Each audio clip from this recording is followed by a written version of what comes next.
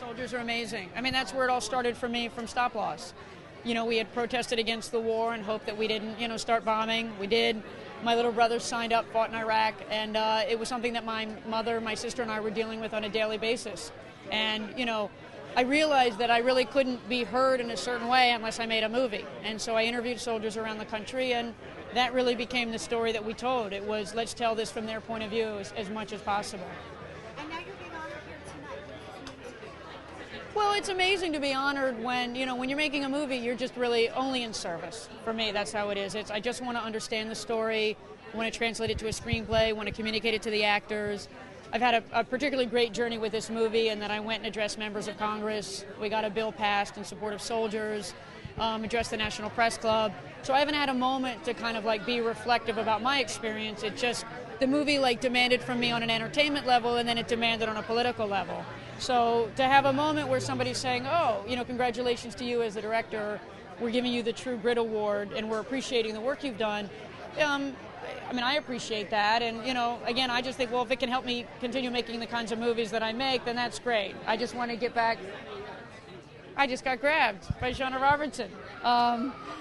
Anyway, very, very good friend, being honored here tonight. But yeah, it's it's amazing. I don't think directors do this to get honored. We are people who are used to being invisible. When you watch the movie, I want you to be moved to tears. I don't want you thinking about me. So I appreciate it, but it's unusual for us. You know what I mean?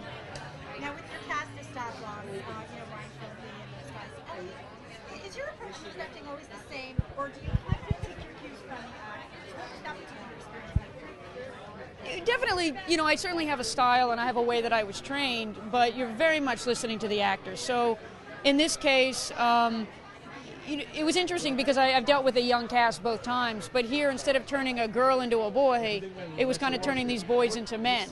So it was finding out what they needed to know to become great soldiers and, to be as masculine and strong as they needed to be. So I ended up enlisting the help of a lot of real soldiers. So I studied them, interviewed them, had them, hang out with the boys. The guys went to a boot camp.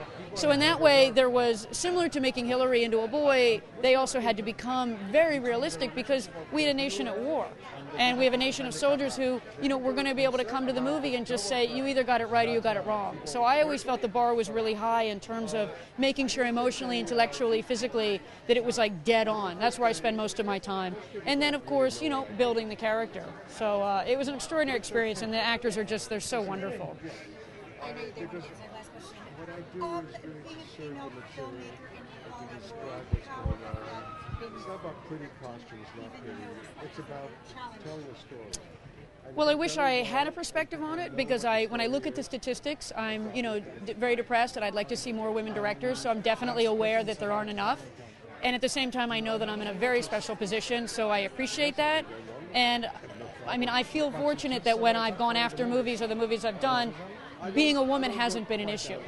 But then again, we sold this as a spec script, meaning we wrote it on spec, sold it as a greenlit movie, and many people, when interviewing me afterwards, guys, they were like, I don't know how to say this, I want you to take it as a compliment, but I would have thought a guy directed that movie. So it was like, well, I guess I take it as a compliment, because you shouldn't be able to tell, right? Meaning, I've got 4 cameras going, I've got guys blowing things up, I've got guns.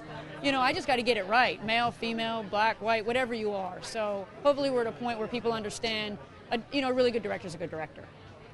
Cool. Yeah. I always love talking to you, and I love your work. No. I'm such a fan. Thank you. But, my feeling over there is that we're not doing enough. Over where? At the VA. Well, when I've gone through that. Michelle Obama just said that she wants to make a real